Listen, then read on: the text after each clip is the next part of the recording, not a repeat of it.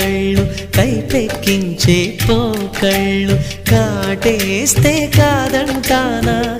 ఇప్పుడైనా వయసేమైనా సొగసేమైనా మరపించే మనసేమైనా